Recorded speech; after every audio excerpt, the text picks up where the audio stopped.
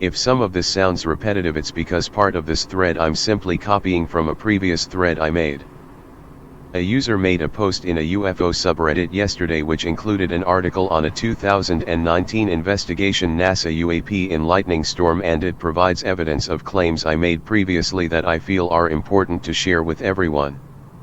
For those of you attracted to the UAP phenomenon, you probably noticed that sightings tend to occur quite often during lightning storms and in the vicinity of volcano. What's more perplexing is that the UAP tend to enter volcano during eruptions. What they have in common are gamma rays, which travel FTL, and explains their tendency to just appear out of nowhere. Also, there are certain hotspots we know of like Skinwalker. The geological survey above shows the high concentration of geomagnetic anomalies, or vortex areas. The Wilbur Smith memo from Project Magnet I also linked because it acknowledged the US government in 1951 thought these crafts' occupants had some advanced knowledge of geomagnetism. It's not advanced, our ancestors had the same knowledge, we've just forgotten it.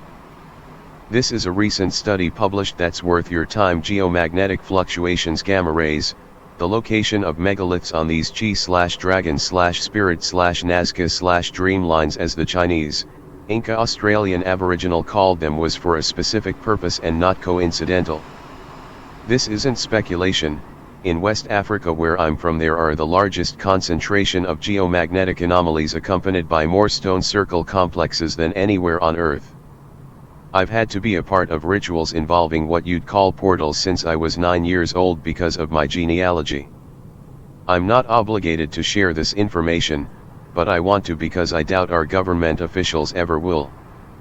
The Alaskan Triangle, as it's called, is known for electromagnetic anomalies and atmospheric aberrations also found in the Bermuda Triangle region, which have been well documented by the earliest writers such as John Godwin, Vincent Gaddis, and Robert Burgess.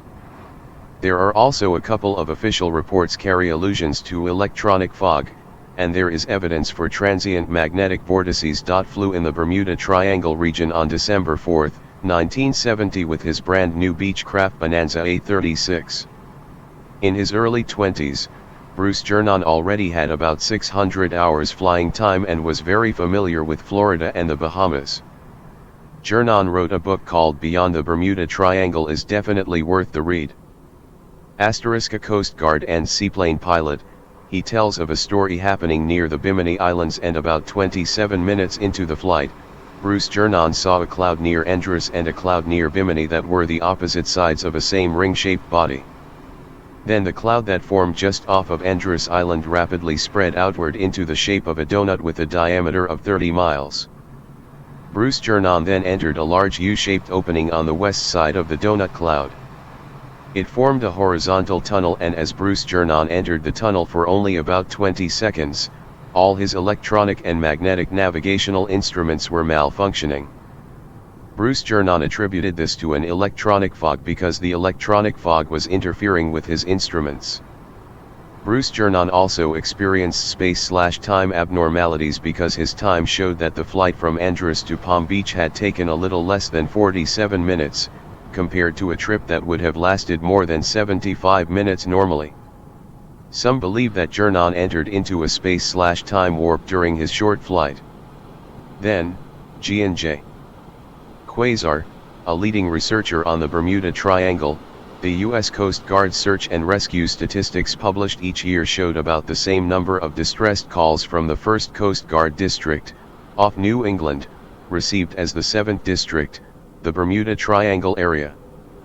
However, there was only a few aircraft disappearances in the 1st District as opposed to more than 20 aircraft disappearances in the Bermuda Triangle region, and possibly twice that number in boats. The Alaska Triangle is much, much worse. You've probably heard and dismissed the idea of energy vortexes within the triangle. Energy vortexes are these swirling centers of energy concentrated in specific places where the energy crackles most intensely. The single most intense location is on the Giza Plateau. At certain times, tourists just walking through have reported intense vertigo, nausea, etc. The granite only found in Great Pyramid interior and lack of capstone is for the capturing of these subtle energies. The energy radiates in a spiraling cone shape clockwise or counterclockwise, creating positive and negative effects. I've posted a mountain of recent studies and articles from journals, so we know today that these EM fields affect humans in various physical, mental, and emotional ways. As for the Alaskan Triangle, which is the northwest of the state, where MT haze is found, there's a vortex created by the relatively unusual magnetic fields present in the area, and it is this that caused the U.S. Congressman Hale Boggs' plane to vanish. It's documented that the area where the plane last communicated from was the Alaskan Triangle. It isn't just planes that are said to go missing over the Alaskan Triangle, sometimes referred to as the Alaskan Bermuda Triangle. According to some reports, over 16,000 people have gone missing there since 1988, both tourists and locals alike. There were 3,000 disappearances in 2003 alone. This area has twice the national average. The Alaskan Triangle is said to run from a point in the upper north of Alaska, Barrow, right the way down to the capital, Juneau, which on its takes in the southwest of the Yukon, and then to the west at Anchorage. The native Tlingit tribe, who inhabit the area close to Juneau, firmly believe that an evil spirit roams this area, who they call Kushtaka. This spirit, or demon, is able to shape-shift. Sounds like a skinwalker, huh? Y'all are also probably familiar with the CIA declassified document where remote viewer Pat Price article and roughly a dozen other viewers over a span of about a decade say they viewed an ET base that's in the mountain. Anyone who's done the research knows that remote viewing is real, and even CIA DIR Stansfield Turner said Price was one who was able to view wherever he wanted in the world. Pat Price MT Hayes. I don't think I chose to share this information with you for entertainment. I chose to make this post personally for your safety. These interdimensional portals exist. In the West we use this word belief, as if such things are relevant. You'll see those Alaskan disappearances have a theme: disappeared into thin air. My Enjaba explained to me these portals so I'd not be afraid during the ritual, but the West isn't accustomed. Recently there's been verification, NASA portals describing these fluctuations and how and when they occur, but our oral traditions for the last few thousand years have said the door to the spirit world / non-physical flaps like a sheet in the wind. At times there forms a warp. Any person / animal / object too close at this time will be sucked in. Most often they never return, though there have been situations where they do. To put it simply, this is Earth's parallel universe. I use that term for ease of reference, and this thread is long as fuck already. I don't want to confuse anyone. Time doesn't exist in this reality. Think about the TV show La Brea. You could literally run to our Cro-Magnon ancestors. Death occurs by accident or suicide. Sounds nuts, I know. But there's this case out of the Alaskan Triangle that when I heard it I was certain that this had occurred. The guy seemed to just appear, one-eyed Jack, talk Alaska. He ended up being murdered, and oddly, as you'll see, he didn't really ever exist.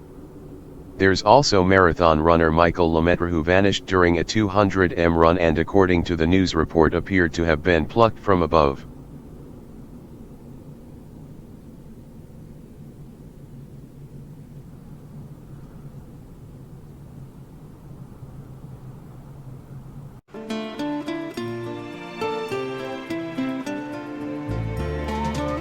Mosey on down to the Atomic Shaman Trading Post. We have t-shirts, decals, refrigerator magnets and other swag for sale. What better way to show your support for the show? Our merch can only be found on t.pub/lit/Atomic Shaman Trading Post.